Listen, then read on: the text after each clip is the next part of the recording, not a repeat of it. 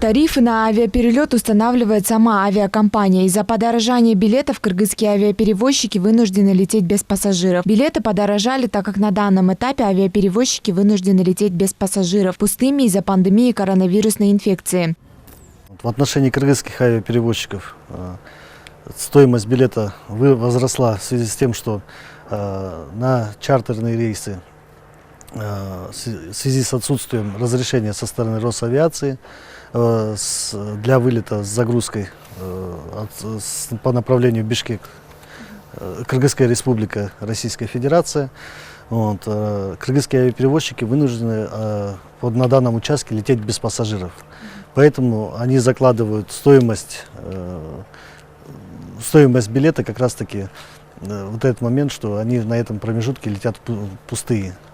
На сегодняшний день имеются ограничения на чартерные рейсы. Только лица, у кого есть основания для въезда, которые направляются на лечение, мигранты. Также есть специальные требования – это наличие ПЦР-анализа, отрицательного при пересечении границы, анкетирование пассажиров, откуда прибыл пассажир и где будет находиться по прибытию в Кыргызстан. Из Кыргызстана тяжелее попасть в Россию, так как все соседние страны закрыли свои границы. Высокая потребность перевозок также повлияла на это. Потом в отношении регулярных рейсов, тут тоже авиакомпании закладывают свои расходы, связанные с содержанием воздушного судна, содержанием персонала.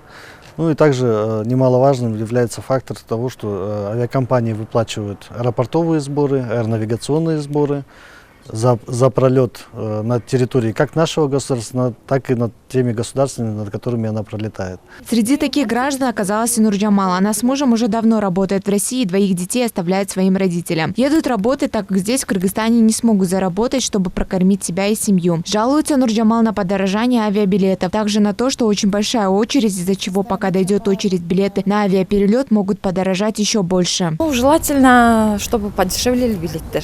Хотелось бы это узнать. Мы, получается, уже давно в Москве работаем. Хотелось бы, обычно мы же за 25 тысяч, мы туда-сюда обратно билет взяли за одного человека. А сейчас не получается у нас брать. Получается 100 с чем-то тысячи, это тоже слишком за двоих.